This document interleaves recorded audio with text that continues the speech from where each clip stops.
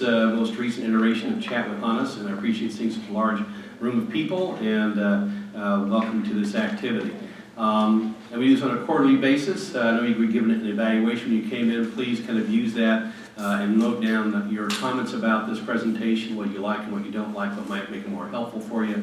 And please leave it at the door when you leave. We really would appreciate that. Going through the agenda here real quickly, I want to talk about good news, because I always like to validate some of the great things that our large organization is doing and recognitions it gets across the country and across the region. I want to talk about the 2015 proposed budget and now also the published budget before we go to the actual adopted budget.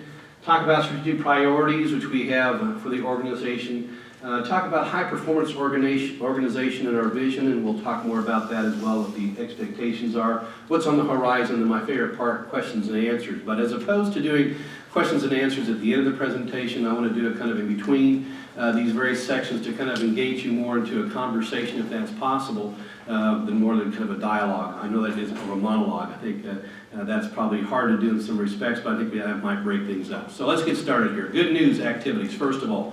I want to congratulate the Department of Public Health for becoming the first public health department in Kansas to be accredited, and one of the few in the country. Anybody from public health here? Congratulations, great stuff. 2-year process to go and get conducted and get completed from that perspective. I had a chance to stop by the National Accreditation booth down in New Orleans with the National Association of Counties. They were very appreciative that we went through that effort, and it really is a good mark and good indicator of great quality service, and my hat goes off to you. It's terrific. Second thing, we converted the old Dillon's building into the Justice Annex. 3 awards that this building achieved. First, two of them from the award from the Urban Land Institute. The first is the Award of Excellence. One out of over 100 nominations here to receive that Award of Excellence. Second of all, the Capstone Award for being one of the 28 most significant projects in 2013 in terms of added value to the KC metro area. One of the entire KC metro area. And finally, LEED Silver certification from the U.S. Green Building Council. These are hard-fought, if you will, awards worthy of recognition, and to turn a Dillon's food store into a wonderful facility for county citizens, I think is terrific. Anybody from facilities here? A few folks? Thank you very much. Good work. 2 individuals deserve attention in the organization. Both are noteworthy. Risa Hannenberg received the Community Champion Award from the Attorney General, as well as Lisa Fleming, Court Services for Outstanding Services and Systems-Based Victim Advocate. These 2 employees have been in this situation for many, many years. Is Risa here? I saw Risa. Please stand up. Please, thank you very much. And is Lisa here as well? If not, I thank her as well. Another, I think, kudos. Well, again, I just came back from the national conference in New Orleans, and one of the big issues was talking about criminal justice and pretrial diversion activities, and we were mentioned several times throughout the conference. So hats off to RISA, Criminal Justice Advisory Council, all those involved in the effort. It's really, the nation is taking notice, and we appreciate that. It's terrific. Feed the Need activities. If you didn't know, we had 2 events this year. One here, also one down in Sunset. So it was a wonderful experience to go and have it in 2 locations. I'm not going to spill the beans as far as the total amount awarded, but I'll tell you that we got more than last year, which is good. And we're going to wait till the actual award ceremony to talk about the individual departments. But hats off to everybody involved in Feed the Need. Who was involved in Feed the Need here? Yes, indeed. Thank you very much. And the DRO, as well, received an award from the Transportation Association. You may recall that we indeed Connect service. We spent millions of dollars to try to put in place bus stops along Metcalf. If you haven't seen it, please take a moment when you're driving along Metcalf to note that. Instead of standing out in the rain, people can actually be sheltered before they go ahead and board the bus. And our own department was awarded that award from the American Public Works Association. Excellent stuff that way. People from transit here? People who know what the bus looks like? Yeah, there you go. Yeah. And finally, the Makerspace. If you haven't noticed about this, the Makerspace received several recognitions from the Johnson County Library, but this is a place where we can actually go and produce a movie, produce literature, those sort of things. Most noteworthy is a 3D printer. I saw it in practice yesterday. The interesting thing is that some high school students use the 3D printer to go ahead and develop for a sibling a prosthetic hand. that now has got international recognition, and now he's actually trying to go and market that activity. But lest you think that our kids aren't creative, just go to the Makerspace and kind of see that activity. The good thing about Makerspace is now going mobile, so you'll see it not just in Central Resource Library, but also in other places throughout the county. Anybody from the library here? Excellent work. Thank you very much. So good news, really want to kind of ballyhoo up those issues and keep them coming. We see more and more recognition of the great work that you all do on behalf of the citizens of John Cicada, and I thank you for it. Let's move on now to the 2015 budget. I remind you that there are three big phases of the budget process. One is the proposed budget, which is what I have to go ahead and do by virtue of the charter to actually let the commissioners know what I think should be the budget. Then the published budget, which has already been done by the county commissioners. We're actually having a public hearing this next Monday evening at 7 o'clock. And finally, the adopted budget, which will occur on August the 14th, coming up here in a few weeks. So what does the budget contain?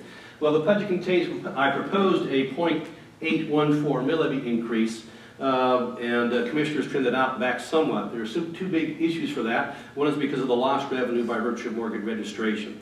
Mortgage registration has been around since, we talked about it before in this setting, since about 1925. Almost 100 years, and it was designed as a way to go ahead and prepay, if you will, the collection for mortgages that are outstanding. Additionally, to go ahead and provide some property tax relief at that point in time. We've been using that significantly the last few years. The legislature decided to go and eliminate that fee beginning this year, phasing it out over 5 years, but over a 5-year period we will lose almost $50 million of revenue, which is significant.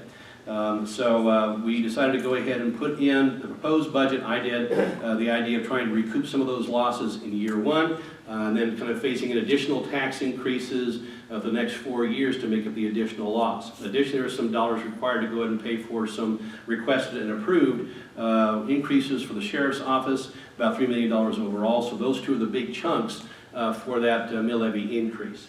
Commissioners decided to go ahead and reduce that somewhat to 0.688, roughly, and that's about 0.683 mills. Let me back up. The commissioners don't approve a mill increase. What they do, basically, they ask that this much money be garnered from property taxes. Then indeed, we go back in and say this is what the mill levy we're required to go ahead and raise this amount of money. But we use it as a sense of talking about the mill levy. They reduced it, but some areas they did it. They did reduce about some transfers to public works for road and bridge activities, relying upon reserves to accommodate that shortfall. Some reductions into equipment replacement, using our reserves to go ahead and do that in the future. And also some trimming out by HPO activities. We had asked for an additional $150,000 to help this program become launch in a more precise way. They decided to deny the increase, but we still have the basic funding in place. Significant things for you all, though, is that it does maintain 3% merit pool, which is important. It does maintain all the benefits in terms of the supplemental retirement program, which indeed still has a 3% matching component, keeps in mind the amount of money that we set aside for health insurance and those sort of activities. So I feel very good about that the commissioners, majority commissioners, did not decide to go ahead, in my view, balance the budget on the backs of county employees. I still maintain that we want to make sure that we have employees that are compensated appropriately. If we want to trim the budget, let's do fewer services and eventually migrate those employees out in an appropriate way, but let's not do as much as opposed to asking you all to go ahead and subsidize what are the needed services in the county. And commissioners, by and large, have bought into that, which is terrific. The total dollar figures, published budget $872 million. Of that, total expenditures $697 million, reserves $175 million. That's a lot of money in reserves.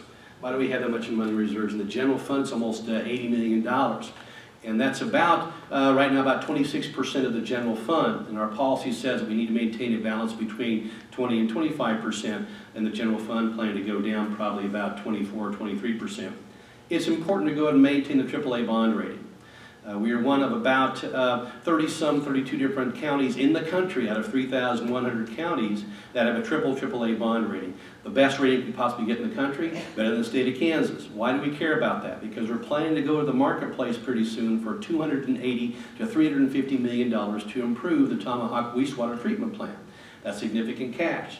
So if indeed we can get that at a lower interest rate, we save all our ratepayers a significant amount of money by having the best interest rate possible. So that's a significant debating point. But as you talk to your friends and neighbors, that kind of gives you a sense why we have that amount of reserves set aside.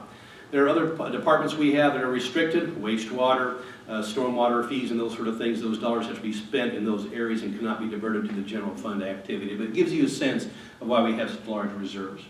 Total number of budgeted FTEs, about 3,800 employees, and as you know, that is down from previous years. We did reduce our overall FTEs the last 4 or 5 years by about 12%. We had some increases as well by virtue of converting other positions to county-funded positions, but that's by and large, that's the path we've been the last few years, and you know all about that. Mill levy, 23.247 is a current mill levy, proposed 23.930. That's with the 0.6 mill levy increase. It's still the lowest among the 105 counties by how much? By about 40% to our nearest competitor. So we're still the bottom of the barrel as far as the property tax rate is concerned. What that means to the average homeowner is about $1.63 per month for the increases as far as that is concerned. Other counties have done a lot more than we have. Douglas County, for example, is proposing a 3.8 mill levy increase, not point, but 3.8 mill levy increase to go ahead and take care of the entire loss for mortgage registration. So others were in the same bathtub, if you will, with 105 counties realizing the loss in revenue for mortgage registration. Next steps, just to let you know, remind you about that again. There's a public hearing, as I said before, next Monday, 7 o'clock in the evening. You are welcome to attend. Your citizens of this county can go ahead and be involved in that process should you choose to. You don't have to, but if you want to, you certainly are able to do that. And again, final approval will occur on August the 14th, hopefully, unless the commissioners change that on that date.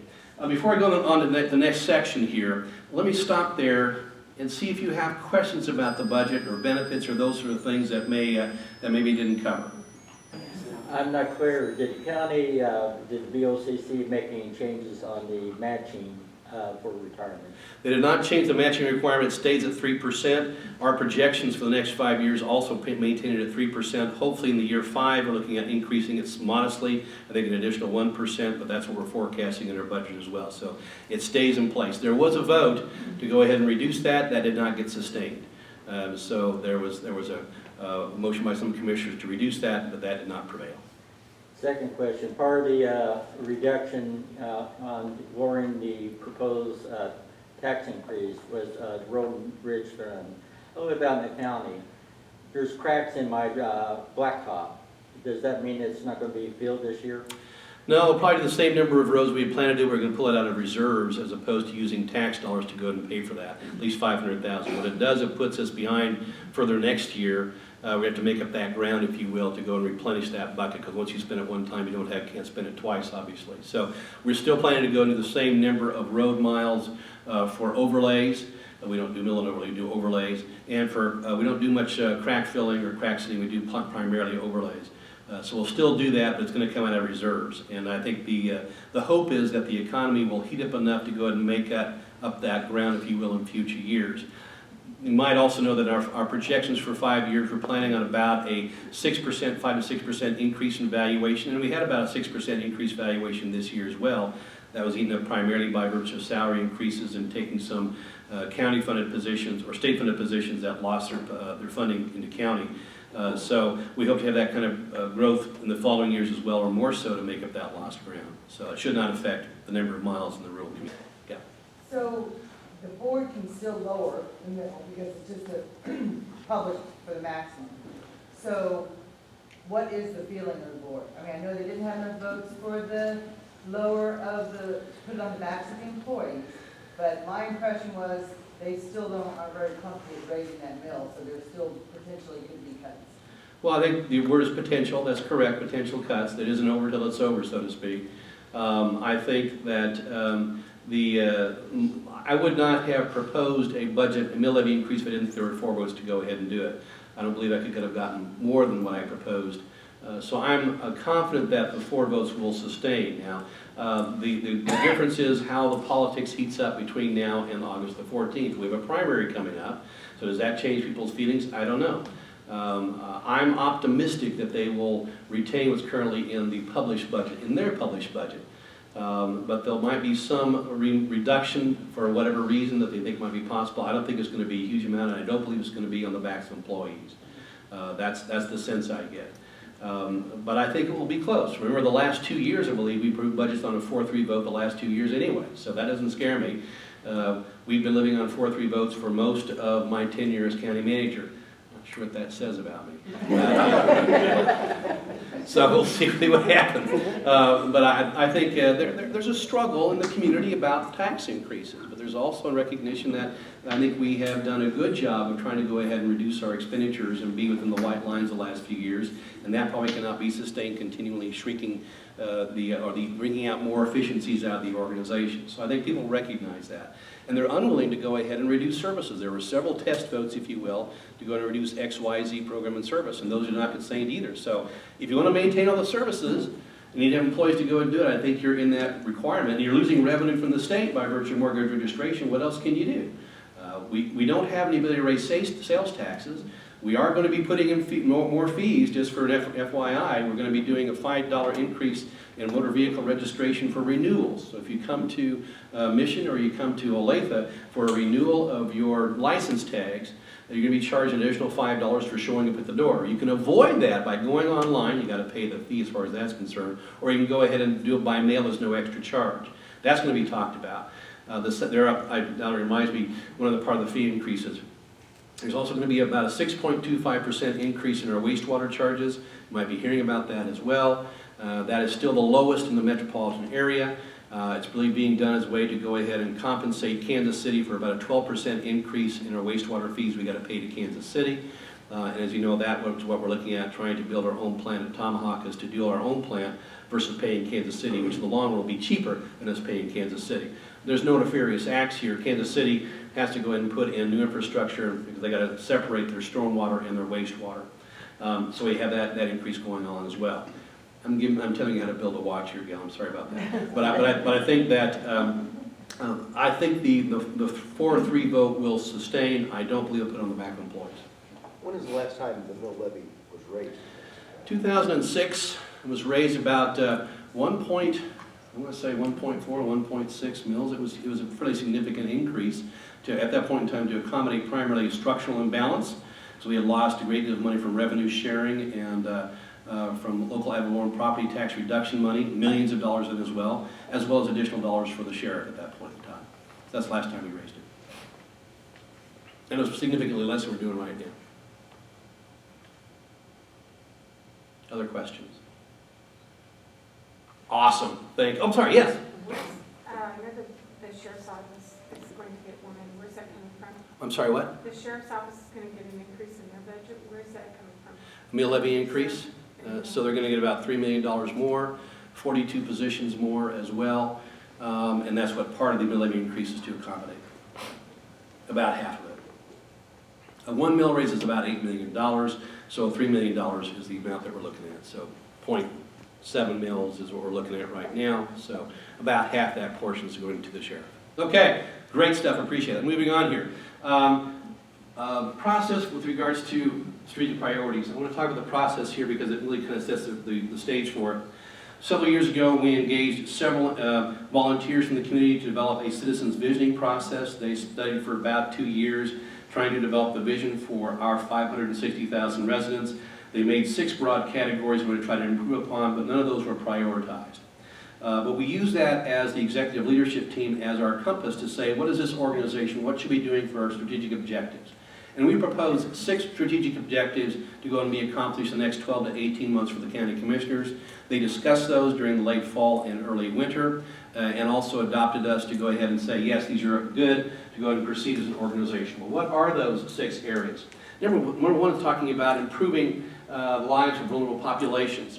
We know that Johnson County leads the metropolitan area in suburban poverty, not a very joyous thing to talk about. About 37,000 individuals in Johnson County, the same number as in Wyandotte County, that are at 100% of poverty. That's basically a family of 3 earning about $20,000 a year or less. I don't know how you survive in Johnson County on that, but that's the number. If you earn more than that amount of money, you're not at 100% of poverty. 37,000 people in that category. For 200% of poverty, just take those numbers and double it, a family of 3 earning $40,000 a year or less, there are about 97,000 people in Johnson County. So roughly 1 in 5 or 1 in 6 in Johnson County are at that poverty level. What is interesting is that number has gone up during the recession. You'd expect that to a degree, but that number has not fallen off during the recovery.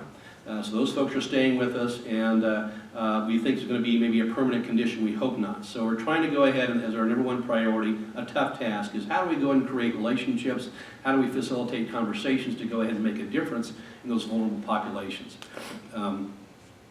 Poverty will always be with us from that perspective, but as you know, people going in and out of poverty happen all the time. It's not necessarily a permanent condition.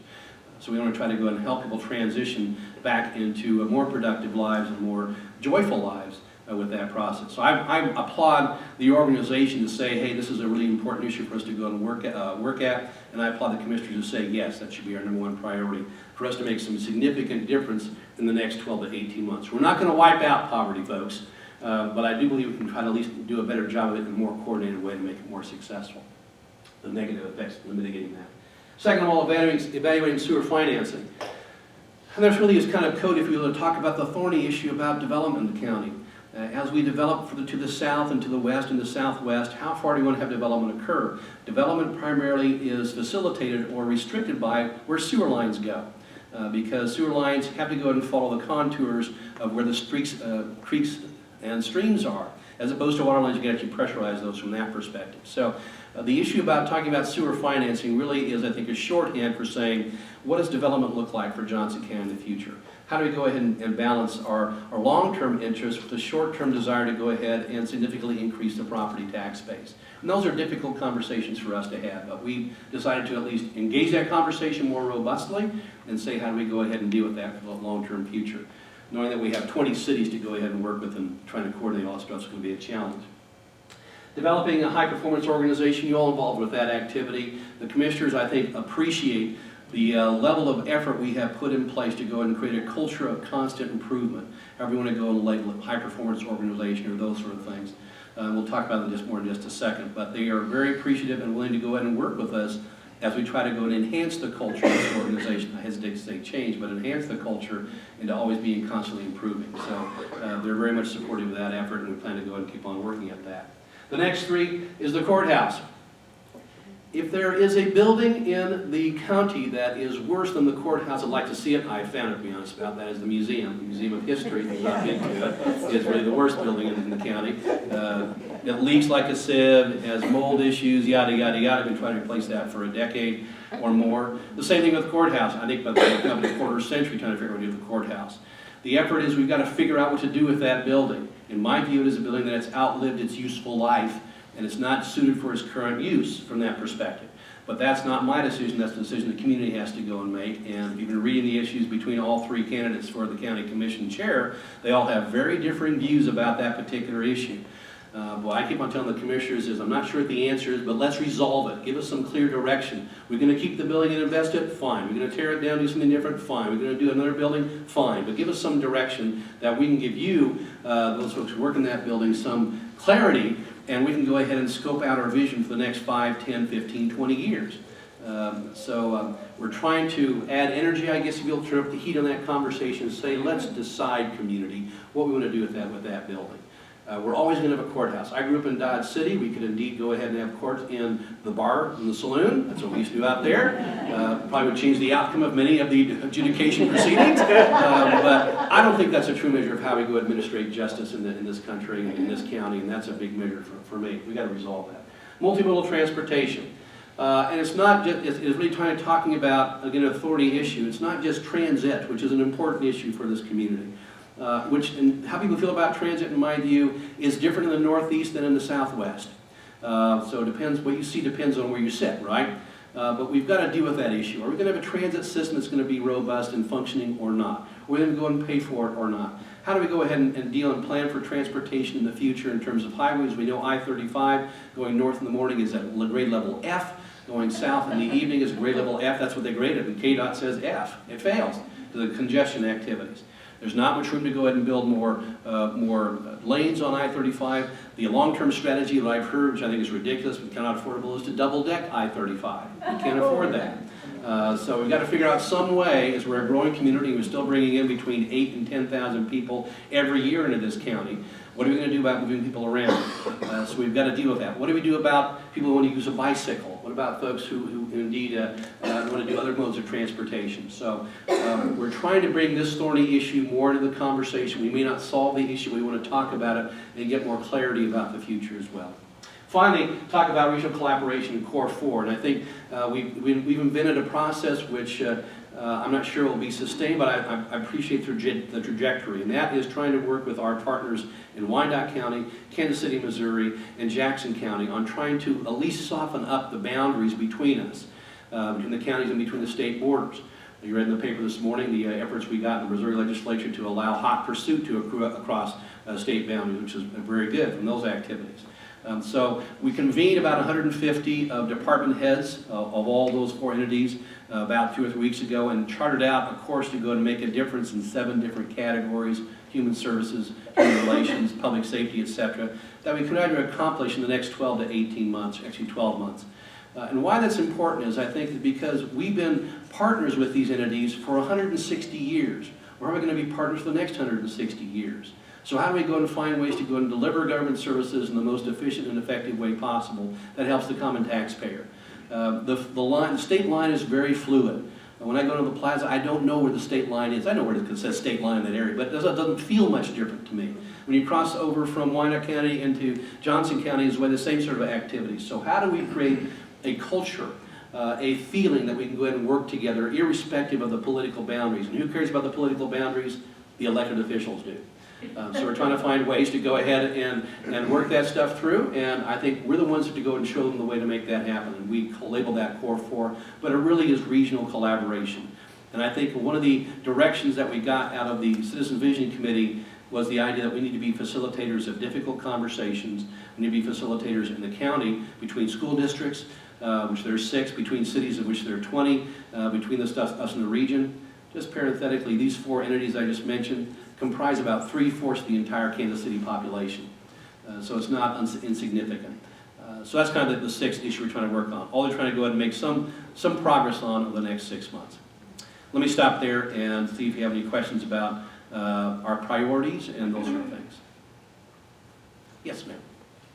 Hi, I'm Christy. I'm a social worker, DHE. Good. And I kind of wanted to know how 2 of these priorities overlap. The working with vulnerable populations and transportation issue, is there an awareness of how huge that is for people, trying to make it to work and get places, and what a lack we have of transportation? Yeah, the question is about whether if there's an algorithm. I'm saying advice for the benefit of the camera. We'll be showing this on video. Literally, people can pull it up and go. The question is the overlap between these 2 priorities being the idea of vulnerable populations and poverty and transportation or transit. Yes, there is a significant understanding about the overlap. There's also a 3rd component we haven't talked about here, but was recognized when we developed this. That's affordable housing.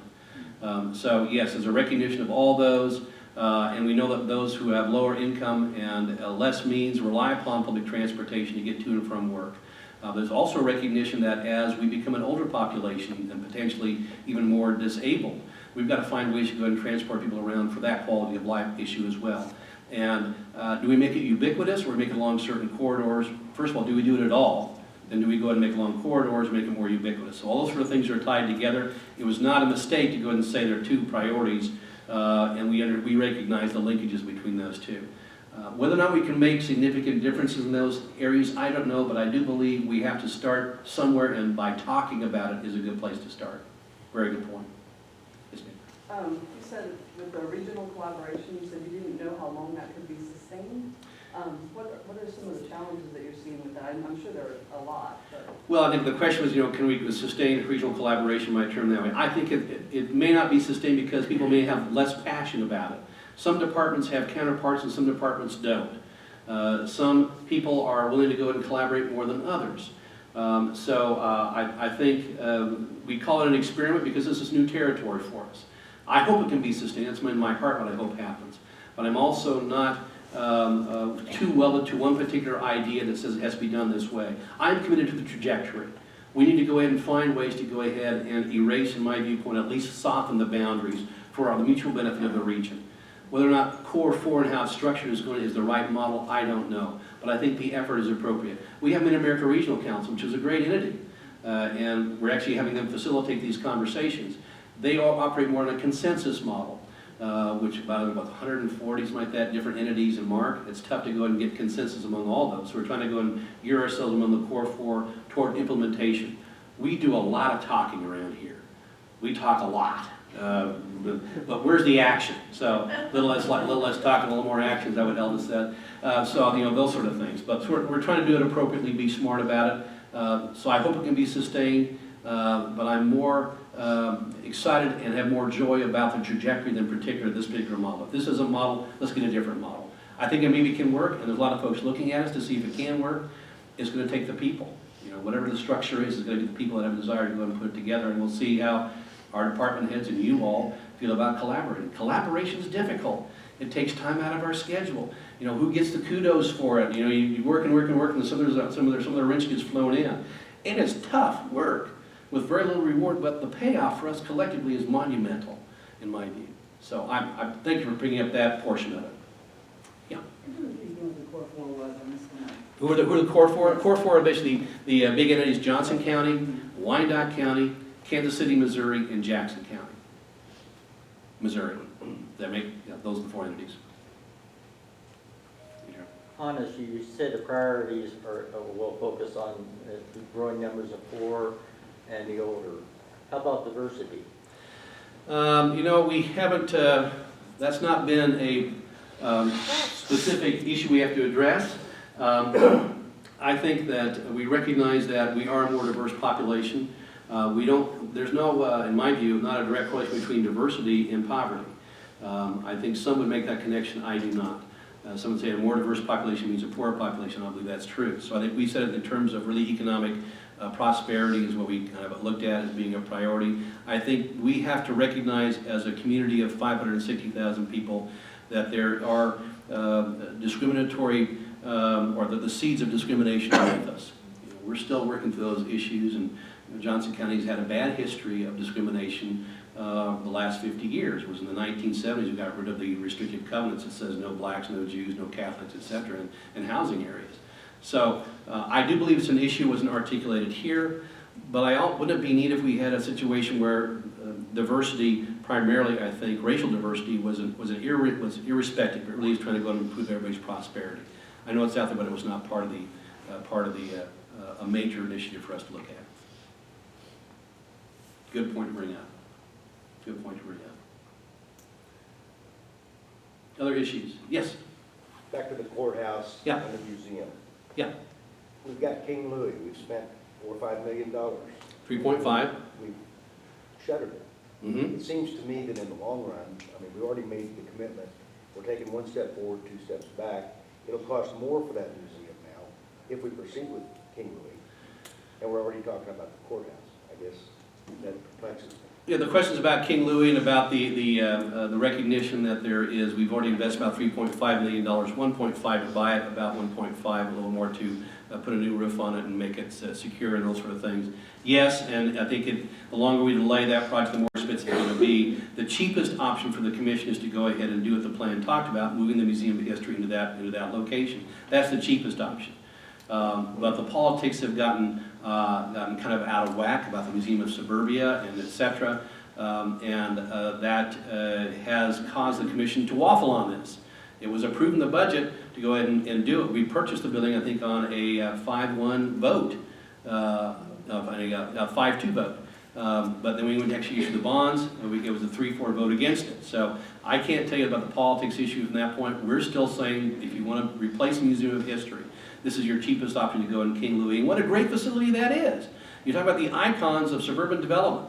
We had 3 of them in the community. The first one really was the Glenwood Theater, which got eliminated by the shopping center. The second of all was Whitehaven. That got to the wrecking ball here a few years ago. The last remaining icon of the suburban era really is the King Louis building. That's not lost on me. And I guess I have passion about it because I lived out in western Kansas in Hayes, which they destroyed their railroad depot. The next day, this community was wringing their hands over that fundamental decision because it changed the character of their community. It erased their history. So if you're looking at a Museum of History, isn't that a great place to go and put it as the King Louis building? I'm passionate about it, And it obviously. can be a multi-purpose. Pardon? And it can be multi-purpose. Absolutely, multi-purpose. We're trying to go ahead and actually have some, and we want to put in a lecture hall as well to be used by the park department as well as the library, and also training for us as far as employees, election workers, etc. Be a place for advanced voting, which I think will work very well. Be a place for the Enterprise Center for Johnson County. Also a place for the CIRI and UCS as well as the Arts Council. We think it'd be multifaceted, multi-used facility, and it'd be a tremendous icon for this community to maintain for many years to come. I think it'll happen eventually, and I think it'll be one of the best decisions we made as an organization, as a community. But we got to get that fourth vote. So we'll see. Anything else on these strategic priorities? I love these questions. It's great. Super. Yes, Gerald, one Will more. that fourth vote come this year, or we wait until the new first district commission comes on? You asked a tough question, Gerald. That's right. I don't know where the fourth vote's going to come. I don't believe we'll see a vote on that that's going to stick before the election, before the November election. I think we've got to wait until the November election to find out where the chips fall, so to speak, and that's appropriate. We're a democracy, and people get a chance to choose what kind of meeting they want to have.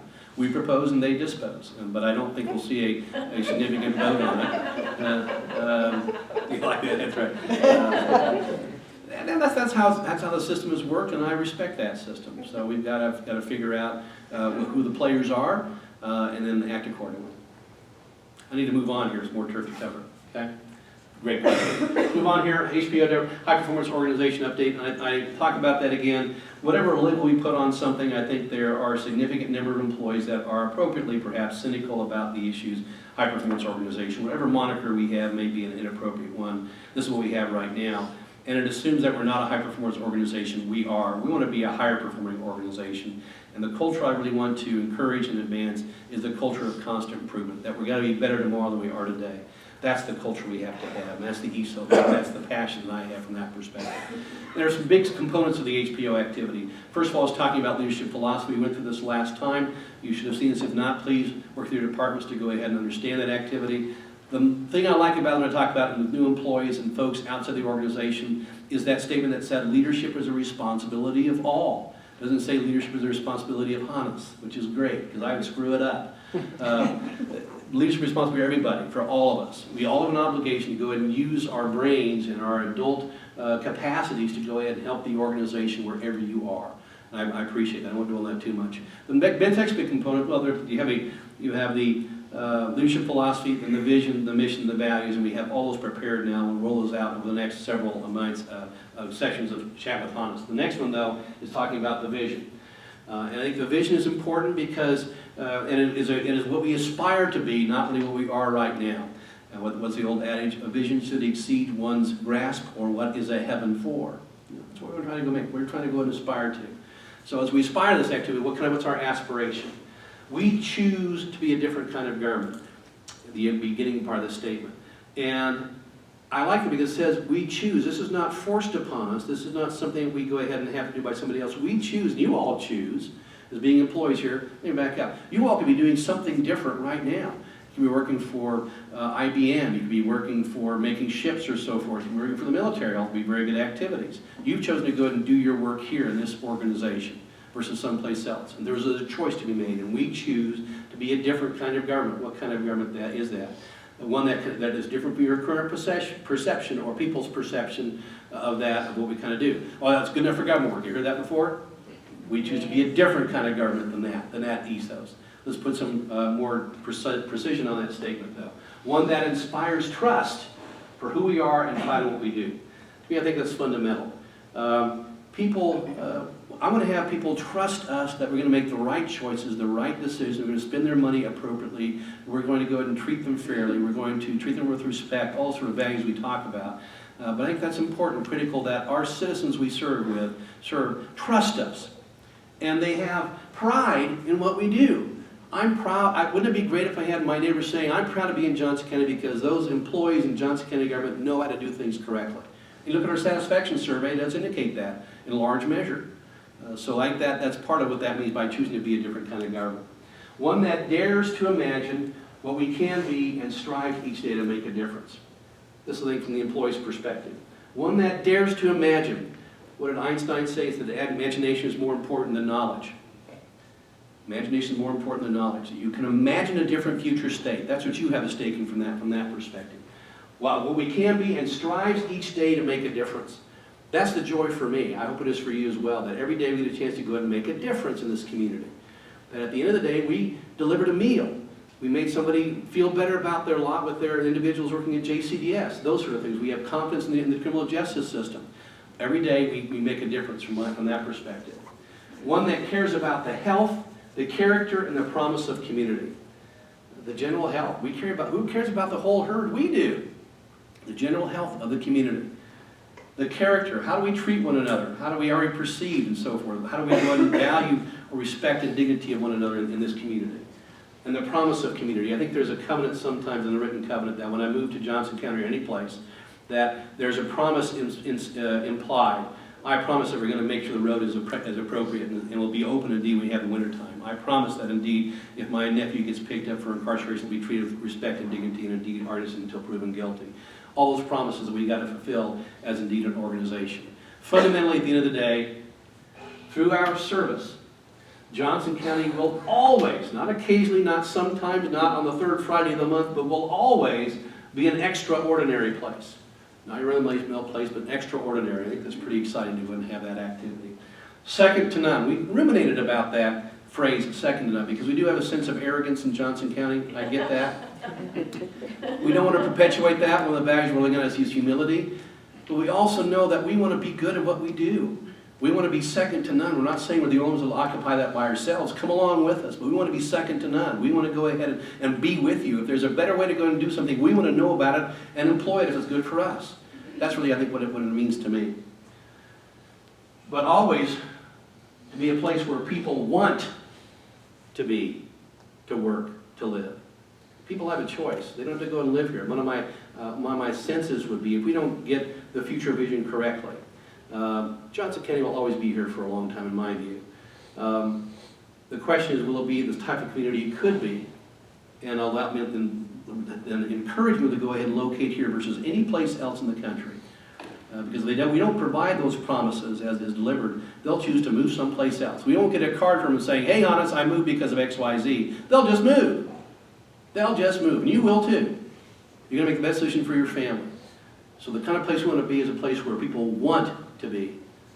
Where they want to go ahead and work. Where they want to go ahead and live. That's the vision statement. Let me stop there and see, how does that ring to you? Does that make sense to you? Any questions, comments about that? I hope what you're doing is, the hope is that the organization takes the vision statement, it's a broad brush, and then in your departments you're working the own vision or your own mission as well to dovetail with that activity. But that's what I think gives me joy, and we're not there yet, obviously, but I think we're on a pathway to go ahead and make a significant difference in those things, and I hope you feel that way as well. Comments about that? Yes? Is there a way to get more people through the LEAP training? It seems to be taking quite a while to get, because, I mean, people trickle back into our departments and we lose the vision and the excitement about it, but it takes so long to kind of get everybody on that same concept. That's a good question. The question is, the way to get more people to the LEAP program. I think there is part of the $150,000 we were asking was to get more of that stuff going on. I think we've done some things right in this process that we didn't go to Acme Corporation and buy this training activity. We're doing it ourselves. So we're having to go ahead and squirrel away time to go ahead and make all that happen. We've not lost that passion. We can get, that would have helped us from that perspective, and we'll work harder for that point. I see that. You know, we have some folks that have inside baseball and outside of baseball. I get that, understanding that activity. We want to make sure everybody has access to that training, and more importantly, I want to create the culture where we start living those values in a day-to-day way. So we're working on that. I don't have a good answer for you. I think that was part of the desire to have additional money to go ahead and help us with some additional training, train-the-trainer activities and so forth, help purchase food and those sort of things to make those things happen. That didn't get approved, so we're going to kind of find a different way to make that work. But your point's well taken. We've released good amounts of energy, but how do we harness that energy? And I know that Danny and others are working on trying to work with leapers to figure out how we go and harness the energy and keep that going. And we're working on that. I don't have a good answer. But we're not going to give up on it. That's a good point. Yeah. Just to kind of follow up, I kind of like what we're doing here today, videotaping, train the trainers, keeping things going in parallel, maybe some new ideas. If you go out to Joe Co Connect and do a search on HBO or LEAP, you get a few little varied things, but there's not a lot of things that are out there that a lot of us can go ahead and start doing, even though we haven't did the lead training. You're right, exactly. I think we recognize that there's actually a communications group now being formed to go ahead and talk about how we communicate this broad brush and how do we roll out the components so those who have not done the lead training know about it and make sure everybody has access to that information. That's underway right now. I think there was some delay because we wanted to have the missions done as well. So now we have all the verbiage from the basic building blocks together from our perspective that now we can put a whole package together. So that's up and coming. Very good point. And I think we ain't there yet, but we're working toward it. We're working toward it. Nothing's about this. Not? Move on here real quick. Just doing a wellness reminder, kind of on the horizon activities. We have by I think the end of October, time to go ahead to the end of the 1st of October. Why, it's up there, October 31st, exactly. Just read the material on it, okay. October 31st, they have your all your items in terms of your health risk assessment, your numbers as far as the cholesterol and so forth, and biometric screening, etc., in order to go ahead and get the full amount of incentive to go ahead and to reduce the expenditures for 2015 in healthcare, declaring tobacco use as well. I think that this effort has made me modify my behavior. I can appreciate knowing the numbers, but actually, holding me accountable, saying, "Hey, honest, the cholesterol is not where it needs to be. Now I got to do something. I got to eat more fish. I got to eat more vegetables. So that's what I got to do." The biometric screening says that you're making a good effort, honest, but you still, the belt is getting larger, not smaller. So those have compelled me to go ahead and try to look at these things more carefully, and it's for a good reason. Yes, it is. There's a financial implication in terms that we're self-insured, so a healthier population means we spend less of our health dollars to go ahead and make those things happen that are preventable. But it also helps me individually, and it's better for my own personal health and for my personal longevity, and I hope you feel that way as well. So we'll keep those things in mind as we go forward, that these are milestones we have to go and meet. Political season, we are in political season activities, and there is a certain set of etiquette. I think there's a set of ethics here that talk about political activity. We as county employees cannot engage in political activity of any sort using county resources on our county time or county emails or those sort of things. I think you all know that activity. What you do in your private setting is your business, no question about that. Being mindful, I think, that if you're doing a Facebook post that is blasting a county commission chair, that will probably be noted, and be responsible, I think, citizens about that activity. I can't entertain those activities by virtue of my code of ethics with the International City County Management Association, who won't do that. But I think there is a reasonable expectation the public has that county employees are not going to try to feather the nest of their bosses of county commissioners. Other races, I think that's your own prerogative, but be mindful about it, be sensitive to it, and I know you will, and act appropriately. Upcoming parades, we decided, I think, for the Communications Division, which is good, that we want to be less oblivious to the public. And you look at that, and we are oblivious to a degree. There was, I think, in the Prairie Village Post, there was an online survey about entities, governments that they felt were impacted their lives. And about 52% said cities, about 28% said the state, about 3 or 4% said the feds, 1% said the county. So we're invisible. So to change that, we want to go ahead and have some personal face in this. We're going to try to encourage employees to come with their families to go to a parade, be part of the parade for the Johnson County Fair, coming up in August. Is it August the 2nd the parade is? August 2nd the parade. And also Old Settlers Day parade, which is September 6th as well. So those are morning activities. So if you've been reading Joko in the Know, our weekly now email blast that goes out to all county employees. There's information how to go ahead and sign up. It'll be a lot of fun. We will have at least a bottle of water, and the person that signs up will get a T-shirt. Is that right? I don't want to oversell it here. I've been accused of that already. It's like, we're going to do what? But we want to make sure it's fun for you and the family. Wouldn't it be neat if we had bunches of families with kids there in the parade? We're going to be at the back of the parade. Yes, we'll be scooping up stuff if we need to. We're part of the green team. We want to show our environmental desires, so we're going to go ahead and keep the community clean and healthy and safe and beautiful. So we'll be at the end of both those parades. Finally, Joko Magazine. If you haven't seen this edition, but it's coming out in the mail this week. Should be in your mailboxes next week. This is the second edition. I've been very pleased with what the Communications Division's done. putting this together. People have read it. They know a lot of information about the county. I learned from it as well. Great articles about suburban poverty and also neat articles that way. Please look at it. Tell your friends and neighbors about it, but it's a wonderful publication. And we're doing this 3 times a year right now, maybe migrating to 4. It'll be my optimistic goal. But what a great publication to let people know that we do exist and what we do. Yeah, very good stuff. Yeah, that's exactly right. So let me stop there. It's the end of the presentation. So now I want to switch gears and ask what's on your mind. What stuff have I not covered? Yes, don't I? I'd just like to give kudos to all the folks that have been putting on the LEAP trainings and keeping the momentum going, because I know there's a lot of hard work that goes into that. And so I just want to give kudos, because I think it's been excellent the way it's been rolled out. And I agree with you, there's more to do, but I think the track that we're on is great. Well, I appreciate that very much, and for the microphone benefits, Tony was saying that thanks to those folks involved in LEAP training, and my thanks to everybody involved in that as well as the department heads that have been done it. Who's been involved in LEAP in some way? That's great. Thank you very much for all your work. You're right. There's a great deal of joy I have that we decided as an organization not to have somebody feed it to us, but we're feeding ourselves. And I think that changes, I think, the character of it, and also changes the personal investment we make in it. We're trying to change our behavior to go and be better than we are today. And that's tough in my view, to go ahead and say, hey, maybe I'm not doing everything I am right now perfectly. That kind of self-assessment's tough for me.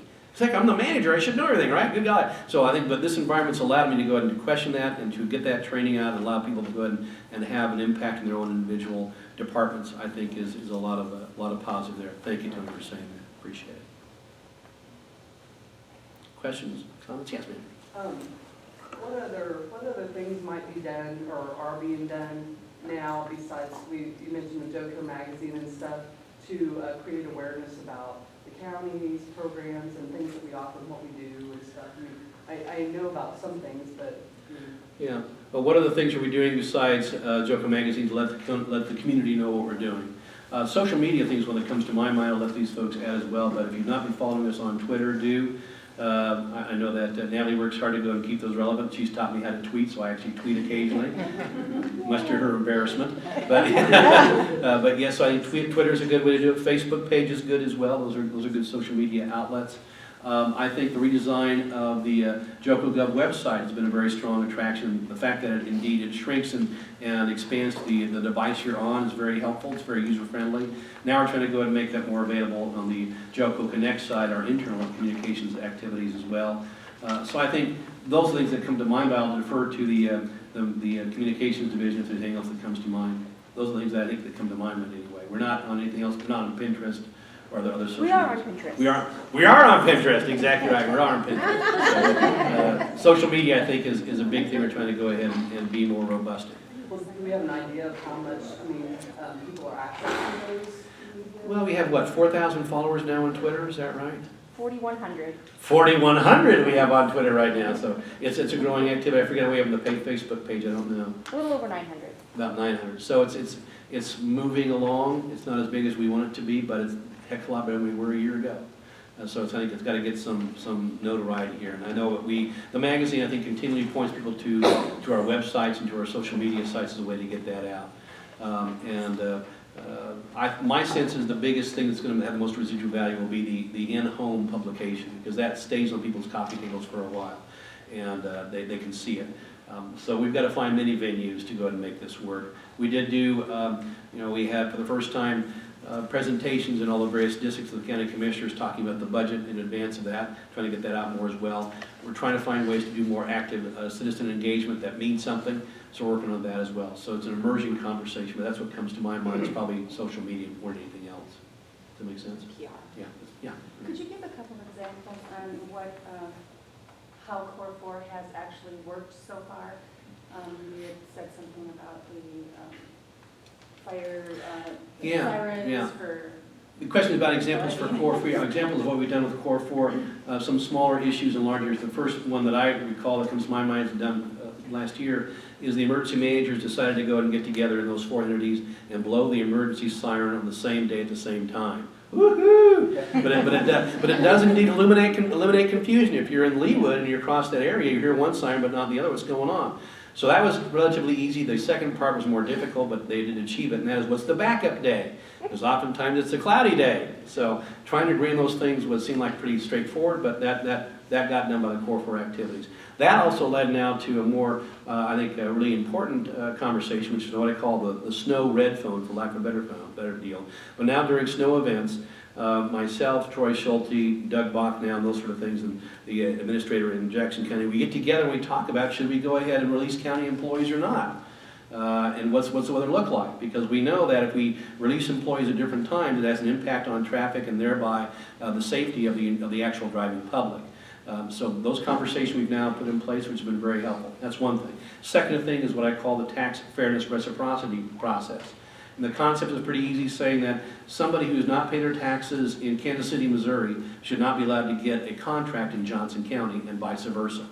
So we're creating those systems and strategies and structures in place to say that we're going to try to ensure that that does not happen. Reinforcing the fact that if you're going to be among us 4, you got to pay your taxes at least before you get business.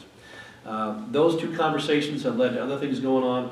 Probably most notably, that created a platform for now my counterparts, the 4 city managers from those 4 entities, and the chief elected officials. Chairman Iyer, the mayor from Kansas City, Kansas, James and so forth, all meeting on a semi-regular basis, talking about significant regional issues. One of the conversations that came out was the support for the Republican National Convention by virtue of that conversation. So these small things seem somewhat insignificant, but they create a platform for us to have bigger conversations. So that's kind of some examples I put out there. Thanks for asking the question.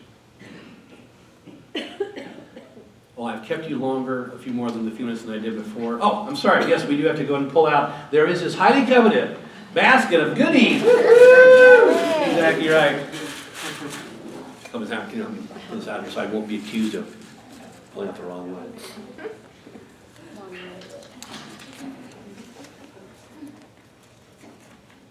Janet Vale. Janet, yeah, woohoo! Congratulations! Thank you very much for attending. Please fill out the surveys. Let us know if this is valuable to you or not, or I can make it more valuable. Have a great day. Thank you.